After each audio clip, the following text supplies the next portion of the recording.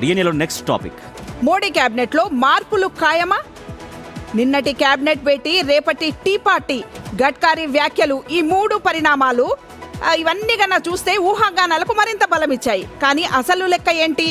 ఎవరు ఇన్ను, ఎవరు అవుట్, ఎవరికి ప్రమోషను, ఎవరికి డిమోషను? ఏపీ తెలంగాణ నాయకులకు కొత్త బెర్తులు ఏమైనా వస్తాయా? Let's watch. బీజేపీ కొత్త ఆఫీస్ బేరర్ల టీంలో 65 మందిలో 51 మంది కొత్త వారే ఖరారైన తరువాత ఇప్పుడు ఫోకస్ క్యాబినెట్ పైకి మళ్లింది. ప్రస్తుత మంత్రివర్గంలో ప్రధానితో కలిపి 70 మంది ఉండగా రాజ్యాంగం అనుమతించే గరిష్ట సంఖ్య 81, అంటే 11 బర్తులు ఖాళీగా ఉన్నాయి. 2029 లోక్సభతో పాటు వచ్చే రాష్ట్రాల అసెంబ్లీ ఎన్నికలను దృష్టిలో పెట్టుకుని యువత, మహిళలు, మిత్రపక్షాలకు ప్రాధాన్యం ఉండొచ్చన్నది ఢిల్లీ వర్గాల అంచనా. ఇక గడ్కరీ కొత్త తరానికి బాధ్యతలు ఇవ్వాలి అన్న వ్యాఖ్యలు కలకలం రేపినా ఆయన కార్యాలయం అది రాజకీయాలపై కాదని ట్రస్ట్ బాధ్యతల గురించేనని స్పష్టం చేసింది. ధర్మేంద్ర ప్రధాన్, రవ్నీత్ సింగ్ బిట్టు రాజీనామాలు చేశారు. సో క్యాబినెట్ రీషఫిల్ విషయంలో మిత్రపక్షాలను సంతృప్తి పరచడమా, ఎన్నికల లెక్కల, పనితీరు సమీక్షల, ఇవన్నీ చర్చకొస్తున్నాయి. అదే జరిగితే తెలుగు రాష్ట్రాల నుంచి మరింత మందికి ఛాన్స్ ఉండబోతోందా?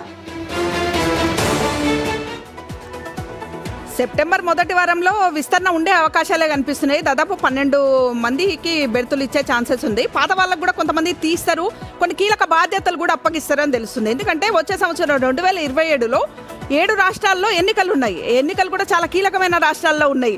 ఉత్తరప్రదేశ్ కావచ్చు, గుజరాత్ కావచ్చు, మణిపూర్ కావచ్చు, గోవా కావచ్చు, ఇట్లాంటి పంజాబ్, ఇట్లాంటి రాష్ట్రాల్లో ఎన్నికలు ఉన్నాయి. కాబట్టి మంత్రి పదవి ఒకవేళ తీసినా కూడా కీలక బాధ్యతలు అప్పగించి సంస్థాగత నిర్మాణంలో పాల్పంచుకునేలా కొంతమంది సీనియర్ నాయకులను పంపే అవకాశం కొడుతుంది. కొంతమంది యువత కంటే, యువత మీన్స్ 50 ఏళ్ల లోపు వాళ్లకు, 50 ఏళ్ల లోపు ఎంపీలకు మంత్రి పదవులు కూడా ఇచ్చే ఛాన్సెస్ అయితే అనిపిస్తున్నాయి. తెలంగాణకు సంబంధించి కూడా ఒక మంత్రి పదవి, సహాయ మంత్రి పదవి వస్తుంది అనే ఛాన్సెస్ ఉన్నాయి. మిత్రపక్షాలకు సంబంధించి ఎన్డీఏ కూటమిలో భాగస్వాములకు కూడా మంత్రి పదవులు వస్తాయని చెప్తున్నారు. ఏదేమైనప్పటికీ ముఖ్యంగా ఎన్నికలు జరిగే రాష్ట్రాలకు కొంత ప్రయారిటీ ఎక్కువ ఉంటుంది అనిపిస్తుంది. ఎందుకంటే చాలా కీలకమైన రాష్ట్రాల్లో ఎన్నికలు ఉన్నాయి. మా 7 రాష్ట్రాలంటే మాటలు కాదు, కనీసం 7 రాష్ట్రాల్లో చాలా వరకు బీజేపీ అధికారం ఉన్న రాష్ట్రాలే ఉన్నాయి. ఈ సమీకరణాలన్నీ చూస్తే కొంచెం ప్రయారిటీ ఎన్నికలు ఉన్న రాష్ట్రాలకు ఉంటాయి. ఆ తర్వాత ప్రయారిటీ మిత్రపక్షాలకు ఉంటుండొచ్చు. ఆ తర్వాత యూత్. ఇక తెలంగాణ కావచ్చు, ఏపీ అంటే వాళ్ళ మిత్రపక్షమే. ఇక తెలంగాణ కావచ్చు, తెలంగాణలో ఇప్పటికే బండి సంజయ్ గారు ఉన్నారు, కిషన్ రెడ్డి గారు ఉన్నారు. ఈ ఇద్దరితో పాటు ఇంకొకరు ఎవరికైనా వస్తుంది. ఆ ఒకరిలో మహిళ ఉంటారా, లేకపోతే ఇతరులు ఎవరైనా లక్ష్మణ్ గారా, లేకపోతే మన ఈటల రాజేంద్ర గారా అనేది మనకు తేలాల్సి ఉంది. ఏదేమైనప్పటికీ తెలుగు రాష్ట్రాల్లో మంచి అవకాశాలే వస్తాయి. ముఖ్యంగా తెలంగాణకు ఇంకో సహాయ మంత్రి వస్తుంది అని ఛాన్సెస్ అనిపిస్తుంది. రైట్. అంటే 2029 ఎలక్షన్సే మళ్ళీ ఇప్పుడు వరుసగా 3వసారి అధికారంలోకి వచ్చింది ఎన్డీఏ కూటమి బీజేపీ నేతృత్వంలో. మళ్ళీ 29లో కూడా ఈ అవకాశాన్ని కోల్పోవద్దు అన్నటువంటి భావనలో ప్రధానమంత్రి నరేంద్ర మోడీ ఉన్నట్టుగా బీజేపీ అధినాయకత్వం ఉన్నట్టుగా మనకు కనిపిస్తుంది. ఇప్పుడు నితిన్ నబీ వచ్చిన తర్వాత ఇప్పుడు క్యాబినెట్లో మార్పులు అంటే ఆటోమేటిక్గా బీజేపీని మరింతగా స్ట్రెంగ్తన్ చేసుకోవాలి. ఇప్పుడు ఎక్కడెక్కడ ఎవరైతే కొంత వీక్ పర్ఫార్మెన్స్ ఉందో వాళ్ళను మార్చడం, లేకపోతే కొంత శాఖలు అడిటుగా మార్చడం జరిగే అవకాశం అయితే ఖచ్చితంగా కనిపిస్తోంది. ఇక తెలుగు రాష్ట్రాల ప్రాతినిధ్యం పెరగబోతోందా అనేది ఇప్పుడు మనకు కావాల్సినటువంటి సమాధానం. ఇప్పుడు ఎందుకంటే తెలంగాణ నుంచి ఆల్రెడీ కిషన్ రెడ్డి ఉన్నారు, బండి సంజయ్ ఉన్నారు. ఇటీవల జరిగిన కొన్ని పరిణామాల దృష్ట్యా బండి సంజయ్ని ఇంకా తప్పిస్తారని ఆ మధ్యలో విపరీతంగా ప్రచారం జరిగింది, బట్ తప్పించలేదు. బట్ ఇప్పుడు ఈ రీషఫుల్లో ఏమన్నా బండి సంజయ్ని పక్కకు పెడతారా అన్న చర్చ ఇప్పుడు మళ్ళీ తెరపైకి వచ్చే అవకాశం ఉంది. ఒకవేళ లేదు అలాగే కొనసాగించినా కూడా ఇంకా ఎవరో ఒకరికైతే ఇస్తారు అనేది. ఇప్పుడు ఒక డీకే అరుణ పేరు బలంగా వినిపిస్తుంది, ఈటల రాజేందర్ పేరు బలంగా వినిపిస్తుంది, ఎంపీ నాగేష్ పేరు వినిపిస్తుంది, అసలు ధర్మపురి అరవింద్ పేరు వినిపిస్తుంది, లక్ష్మణ్ పేరు వినిపిస్తుంది. బట్ వీళ్ళలో ఎవరికి ఇస్తారనేది ఒకటైతే. ఇక ఆంధ్రప్రదేశ్లో ఇప్పటికే 2 కేంద్ర మంత్రులు ఉన్నారు. వాళ్ళు తెలుగుదేశం పార్టీ నుంచి గెలిచినటువంటి ఎంపీలు ఉన్న వాళ్ళు ఇప్పుడు కేంద్ర మంత్రులుగా కొనసాగుతున్నారు. ఇప్పుడు జనసేనకు ఒకవేళ ఇస్తే కనుక జనసేనకు ఇచ్చే అవకాశం ఉంది. జనసేన కంటే మచిలీపట్నం ఎంపీ బాలశౌరికి ఎక్కువగా అవకాశాలు ఉన్నాయనేది ఒక ప్రచారం అయితే సాగుతుంది. మరి ఆయనకి ఇస్తారా, లేదంటే ఇప్పుడు 3 అయినాయి జనసేనకు ఎంపీలు 3 అయినాయి. మన లింగంనేని రమేష్ రాజ్యసభ సభ్యుడు కాబట్టి ఆ 3లో ఎవరికి మంత్రి పదవి రాబోతుందన్నట్టయితే ఒక చర్చ సాగుతుంది.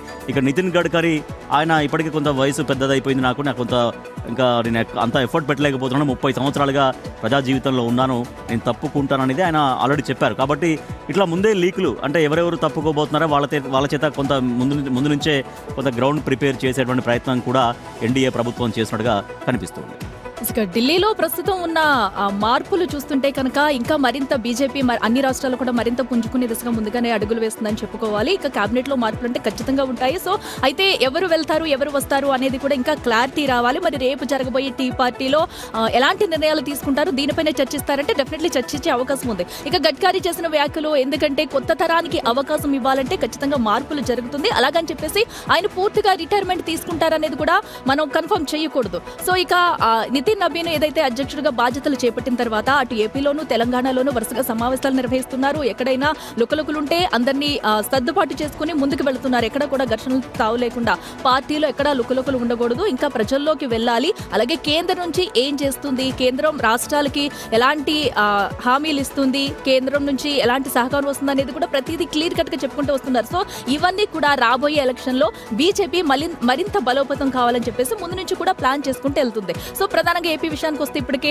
అటు టీడీపీ నుంచి కేంద్ర మంత్రి రామ్మోహన్ నాయుడు ఉన్నాడు, సహాయ మంత్రిగా కూడా కొనసాగుతున్నారు శ్రీనివాస్ వర్మ. ఇప్పుడు అలాగే బీజేపీ నుంచి చూసుకుంటే పురంధేశ్వరికి జాతీయ ఉపాధ్యక్షురాలుగా కూడా మొన్ననే ఆగస్టు 15న అవకాశం ఇచ్చారు. సో ఇంకా మరింత బలోపేతం కావాలి, ప్రజల్లోకి ఇంకా మరింతగా వెళ్ళాలి, బీజేపీ పుంజుకోవాలి అనే దానిలో ఇస్తున్నారు. మరి కొత్త బెర్త్ ఇంకొకటి వస్తుందంటే ఖచ్చితంగా ఏపీలో కూడా ఇంకొక బెర్త్ వచ్చే అవకాశం కనిపిస్తుంది. ఇక తెలంగాణలో చూసుకుంటే తెలంగాణలో ఖచ్చితంగా ఇక్కడ బీజేపీ బలోపేతం కావాలంటే ముందుగా ఇక్కడున్న కేంద్ర మంత్రుల పనితీరు మార్చాలనేది ఉంది. ఎందుకంటే ప్రజల్లోకి ఎక్కడా సరిగా వెళ్ళట్లేదని నెగిటివ్ టాక్ కూడా ఉంది. సో ఇప్పుడున్న నాయకులు బీజేపీని ఖచ్చితంగా ప్రజల్లోకి తీసుకెళ్లలేకపోతున్నారు. కేంద్రం నుంచి అందుతున్న సహకారం కానీ లేదా ఏం చేస్తుంది లేదా బీజేపీ నినాదాలని ప్రజల్లోకి తీసుకెళ్లలేకపోతున్నారు అనే నెగిటివిటీ ఉంది. కాబట్టి ఖచ్చితంగా ఇక్కడ మార్పులు పెద్ద ఎత్తున జరిగే అవకాశం ఉంది. నిజంగా డీకే అరుణ, ధర్మపురి అరవింద్ ఇలాంటి వాళ్ళు ఉన్నారు. మరి వాళ్ళనే కేబినెట్ లోకి ఆహ్వానిస్తారా, లేదు అనుకుంటే ఇంకెవరికైనా అవకాశం ఇస్తారా? ఇక్కడ వయస్సు అలాగే రాబోయే ఎలక్షన్స్ ఆధారంగా అలాగే విద్య